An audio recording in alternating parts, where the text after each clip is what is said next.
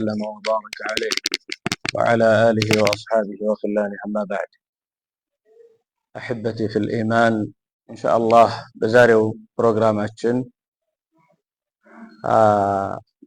ተመራቂ ተማሪዎች የምንሸኝበት ፕሮግራም እንደመሆኑ አንፃር ልናወጋበት የፈለኩት ثقافة الإسلامية የእስልምና ባህል ስልጣኔ የተመለከተ ይሆናል።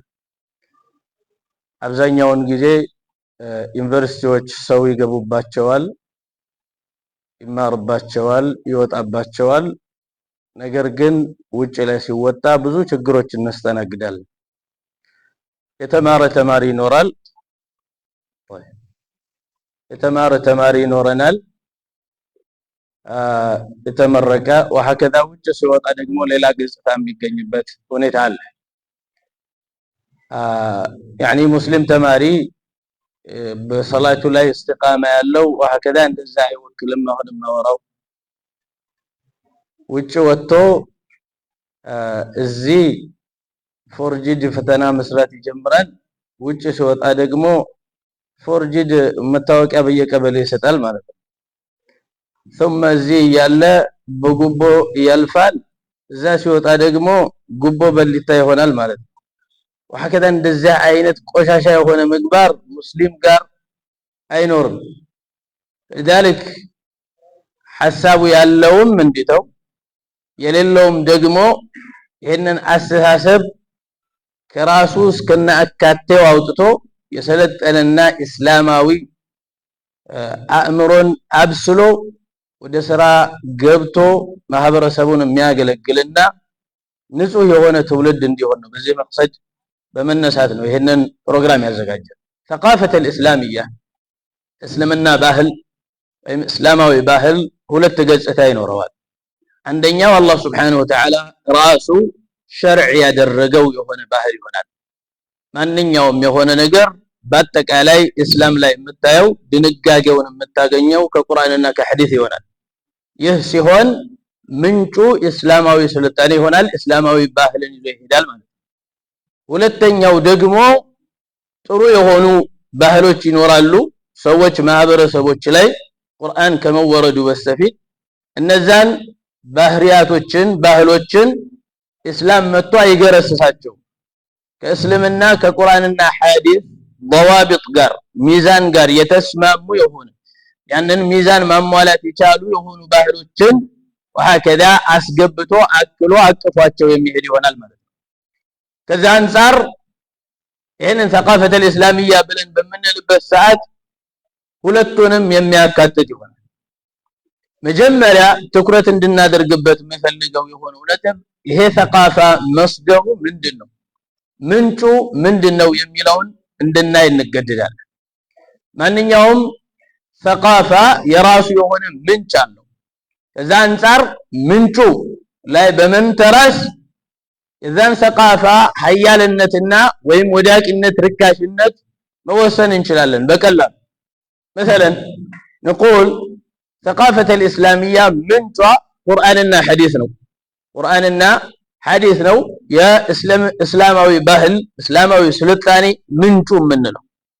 ይሄ እስላማዊ ባህልና እስላማዊ ስልጣኔ ምንጩ ቁርአንና ሐዲስ ነው ብለን ምንል ከሆነ ሌሎችን ሰቃፋዎች ጥቅል በሆነ ሁኔታ ሁሉንም ስንሰበስባቸው ምንጫቸውን የምናገኘው የሰው ልጅ አእምሮ ሆኖ ይሆናል። እማ በችግሩ አው ደግሞ በቅንጦቱ የሚፈጥራቸው የሆነ ባህሎች አው የስልጣኔ አካላቶች ይሆናሉ። ለذلك የእስልምና ስልጣኔ እስላማዊ ባህልና ከእስላም ውጭ ያለው ባህል ልዩነቱ ልክ እንደ ፈጣሪና እንደ ፍጡር ነው ማለት ነው። لانه ተሽሪዕ የሚያደርገው አላህ ነው፣ وكذلك ያኛውን ተሽሪዕ የሚያደርገው ፍጡር ነው።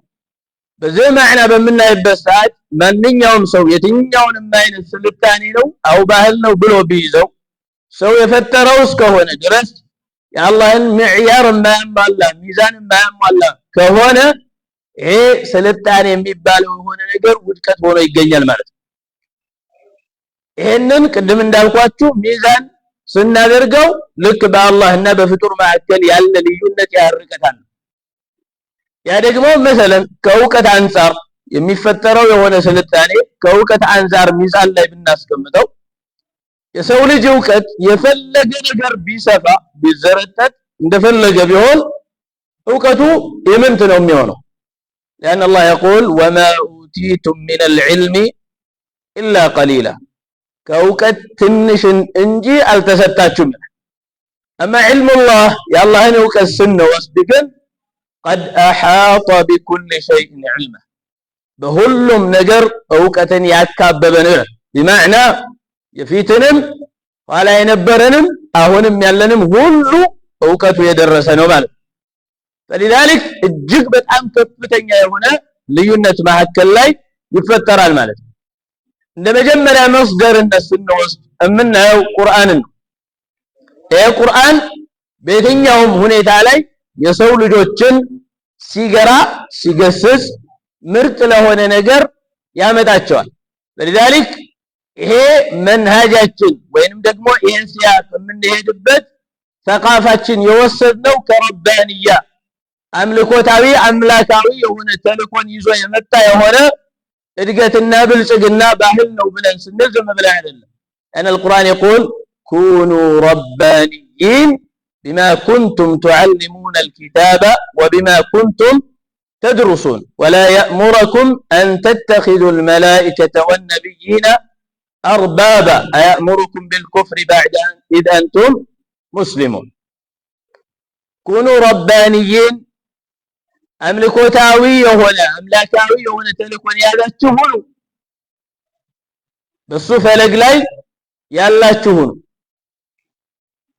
بما كنتم تعلمون الكتاب بمتاستمرت بولو كتاب بهون وبما كنتم تدرسون ده وسطاچو لا يشندداچو عبداچو بمتيزوتون ይሄ አምልኮ ይሄንን ስናዛችሁ አላህ የሚያዛችሁ የሆነ ነገር በሱ ትእዛዝ ውስጥ በሱ ኪታብና በመልእክተኛው መንገድ ላይ ሰጥለት እንድትሉ ነው እንጂ ولا يأمركم أن تتخذوا الملائكة والنبيين أربابا ነብይንም ይሁን መላእክታን አምላክ አድርጋችሁ ከአላህ ውጭ እንድትይዟቸው አያዛችሁም ምክንያቱም ይሄንን ካዘዛችሁ ከእምነት በኋላ ወደ ክህደት የሚጠራችሁ ይሆናል ከዛ አንፃር ቁርአን ቀይም ነው ቀጥ ያለ ሰውንም ቀጥ አድርጎ የሚያቆም ጽኑን መርህ የሚሰጥ ነው فلذلك ان هذا القرآن يهدي للتي هي اقوم يا قرآن ቀን ወደ ሆነችው መንገድ የሚመራ የሆነ ነው ይላል ቁርአን ምሬት በውስጡ ሰው ለሆነ ነገር ወከذلك ለጋኔንም ጭምር ይዞ የሚንቀሳቀስ የሆነ ኪታብ الله شهر رمضان الذي أنزل فيه القرآن هدى للناس له هي رمضان ور قرآن يتوردبت ور سيون ነገር ግን ለሰው ልጆች በአጠቃላይ ቀንን መንገድ ሚመራ ነው ይላል إن هذا القرآن يهدي للتي هي أقوم ይህ ቁርአን ቀን ወደ ሆነችው መንገድ አቋሚ የሆነችዋን መንገድ የሚመራ ነው ይላል ከዛ አንፃር አላህ Subhanahu Wa Ta'ala ይህንን ቁርአን ሲያወርድ ለሁሉም ተሐዲ ገባ መጀመሪያ ላይ شوف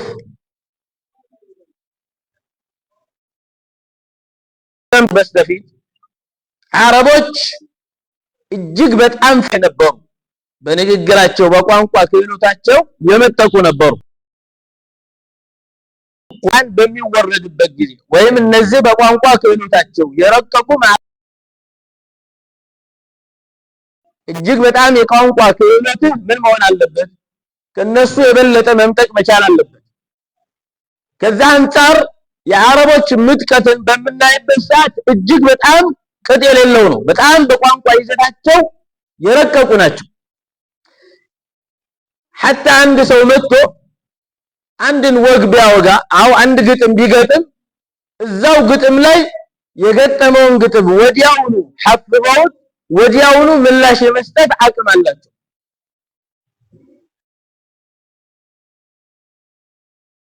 ሰው በሚገጥሙበት ሰዓት ላይ እንኳን ከወንዶች በስተፊት ሴቶች አፍ አያስከፍቷቸውም ነበር تعرفون حسان بن ثابت ማን ነው ታውቁታላችሁ ሶቅራጥስን ታውቁታላችሁ? አርስቶትል ሁለቱንም አታውቁም? አላየህ ሐሳን ኢብኑ ሳቢት ማለት ሻዒሩ ረሱልላህ ሰለላሁ ዐለይሂ ወሰለም የነቢዩ ዐለይሂ ሰላቱ ወሰላም ገጣሚ ወአብየዱ ወአጅመሉ ሚንከ ለም ተራ ቀጡ ዐይኒ ወአሕሰነ ሚንከ ለም ተሊድ النساء خلقت مبرأ من كل عيب كأنك قد خلقت كما تشاء እያለ የሚያወድስ በጣም ሻዒር ነው። ኃይለኛ ገጣሚ ነው። ነገር ግን ግጥሙን እየገጠመ ይቆይ እንጂ በስተመጨረሻ ላይ ሁሉንም ነገር ሲገባው ዑመር ረዲየላሁ ዐንሁ ዘመቻ ላይ ሆኑና ያ ሐሳን የህዝብ መቀሰቀስበት ለጦርነት ማነሳሳበት ግጥም ጻፍና ላክልኝ አሉ። ሱረቱል በቀራ አንድ አያ ጻፍና ላክልኝ። አኺ ይሄ ቁርአን አያ ነው። ያኔ እኔ የፈለኩት መቀሰቀስበት ግጥም ነው።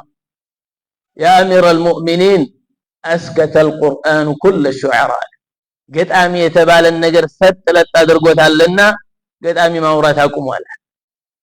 فلذلك በቁርአን ይብቃሃሉ። ይሄ ሻዕር ነው። ነብዩና አለይሂ ሰላቱ ወሰላም ሂድና በሱ ላይ ግጥም ገጥመበት ጋላቢ የተባለ ከሀገር የሚሄድ በአጠቃላይ እሱን ያውግዝ ተብሎ ልክ አሁን ላይ ሰሞኑ ማን ነው የሚጣሉት ህንድና ፓኪስታን ያም ኒኩለር አለኝ ወሃዳ ኒኩለር አለኝ ሁለቱ ማስጠንቀቂያ ተኩሳለሁ ተኩሱ ወሃከዛ እነዚህ በዘመናቸው የነበረው ትልቅ ኒኩለር ይሄ ነበረ ግጥም ነበር ላኩት ነብዩ አለይሂ ሰላቱ ወሰላም ላይ ምን እንዲያደርግ እንዲናገር ማለት ነው لكن ሁሉ ሐሳቡ ሁሉ እስኪቀየር ድረስ ደረሰ يعني ወደዛ ለመሄድ አልፈለኩም እንደታውቁት ነው አሁን ይሄንን ሰውዬ ይሄንን ሐሳን አስበውና አንተ ሳለውና አንድ ሴት መጣ አንተ መግጠም አትችልም ዝም ብለህ ግባ ምናምን ወሐከለ እንደዚህ ስትለው ትልቅ የግጥም ፌስቲቫል መጣ ከዛ እሱ 100 የግጥም ቤት አዘጋጀ እዛ ላይ ሊናገር መጀመሪያ ግጥሙን ሲጀምረው ምን ይላል ለና ጀፈናቱን ቢዱን يلمعن بالضحى واسيافنا بقطرهن من نجدات دمائنا ምንድነው የሚወበቱ እኛ ሰውን ሲያበላ እሱ ራሱን يعني የሱ ጎሳዎችን ለማወደስ ፈልጎ እኛኮ ድስቶች አሉ ሁሉ ሙሉ የሆኑ ነገር ነጫጭ የሆኑ ድስቶች አሉን ማለዳ ላይ እነዛ ድስቶች ምን ይሆናሉ ቦግ ቦግ ይላሉ ያምራ በቃ ያሸበርቃሉ አከለ እንደዚሁ ደግሞ ሰይፎቻችን አሉ አንገት እየተቆረጠበት በአጠቃላይ ደም የሚያፈሱ ነገር ግን ከፍራቻ የተነሳ እባክህ አትግደልኝ ያለ የሚለማመጡበት ማለት ካነው እሱ ጎሳው በአጠቃላይ አብይ አጠጪ እሱ ደግሞ ምንድነው يعني የሱ ጎሳ ሌላው ገጽታው ምንድነው ተጋዳይና ሰይፈኛ እንደሆኑ ነው የገለጸው يعني 100 ቤት ነው ልክ እነዚህን የመጀመሪያው ሁለቱ ቤት ሲናገር አንዷ ሴት ተነሳች ዝም በል አለች ዝም በል እንዳትጨምር ከዚህ አለች ለምን